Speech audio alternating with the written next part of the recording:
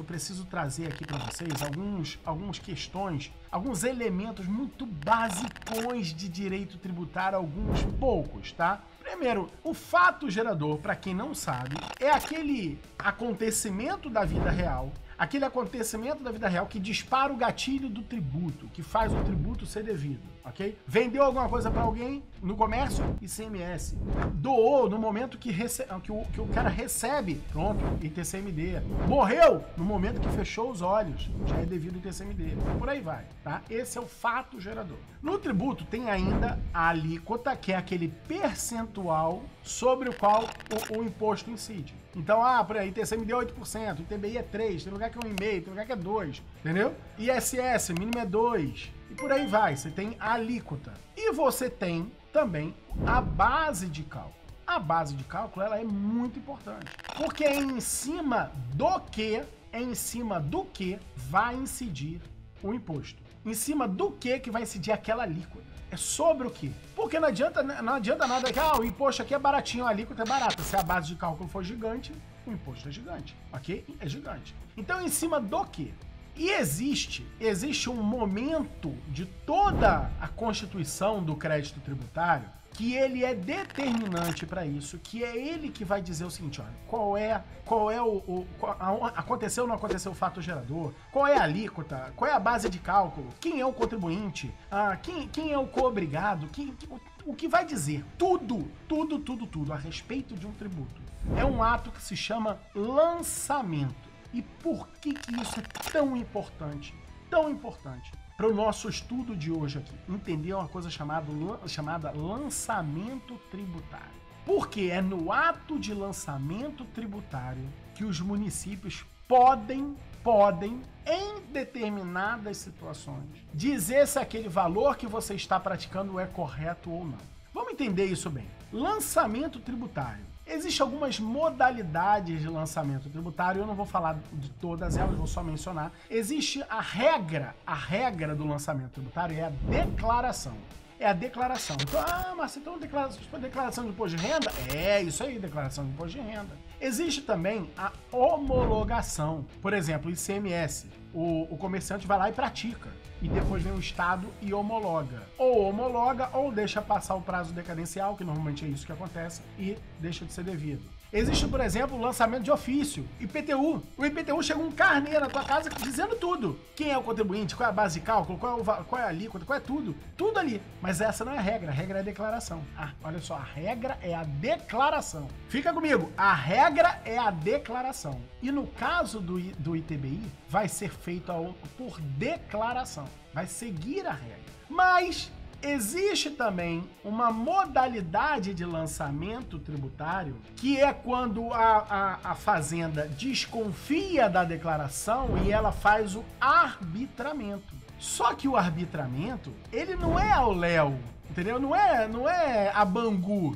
Ele tem regra. E essa regra, ela está descrita no artigo 148 do CTN, do Código Tributário Nacional. E vamos ver que regra é essa. É assim, quando o cálculo do tributo tenha por base, ok? O cálculo do tributo tenha por base, ou seja, a base de cálculo.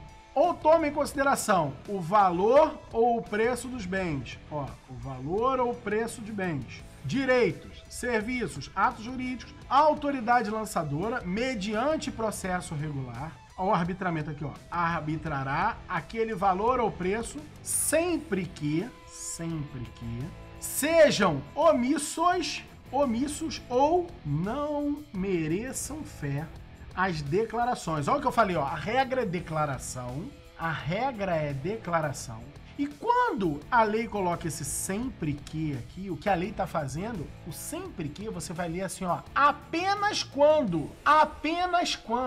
Esse sempre que, ele serve para virar para a autoridade fiscal e falar para ela assim, olha, é mais do que apenas quando. Você tem o dever de fazer o arbitramento em todos os apenas quando. O sempre que é como se ele tivesse dizendo em todos os apenas quando. Mas é apenas quando, dois casos, for omissa a declaração ou não merecer fé. E aí vamos lá. Você está declarando. Qual é o valor da operação? O valor da operação é aquele que eu estou praticando, tá? É aquele que eu estou praticando. Eu estou dizendo para você, olha, eu estou integralizando o capital social. Por exemplo, o caso lá da empresa de Santa Catarina, era omisso? Não. Ela falou, estou integralizando por R$24 mil. Tá escrito. A questão está no ou mereçam fé. Ou mereçam fé. Veja bem, o STJ disse que naquele caso lá da arrematação em asta pública, vale o valor que está no ato de arrematação. Aquele valor foi autorizado pelo juiz. Mas, veja bem, não é um juiz, não é um sujeito de vestido igual o Batman com uma capa preta. Não é isso. Não é esse homem que se acha o todo-poderoso. E que é, né? Porque o nosso Estado confere mais poder do que ele devia. Entendeu? Mas não é o homem, não é o ser humano. É o Estado brasileiro, posicionado como poder judiciário, autorizando. Isso, então, é o Estado brasileiro dizendo que o valor é aquele. Esse valor não merece fé? É óbvio que merece fé e corretamente apontou o STJ. Bingo, lindo. Tá correto. Tá correto. Agora veja, qual é o problema quando você constitui uma holding familiar? O que acontece quando a gente monta uma holding familiar? Quando a gente monta uma holding familiar, normalmente, qual é o valor que a gente utiliza? A gente utiliza o valor da declaração de imposto de renda, que normalmente é muito abaixo do valor de mercado, ok? Muito abaixo do valor de mercado, tá? Então veja, vamos pensar a seguinte circunstância. Eu vou vender um imóvel.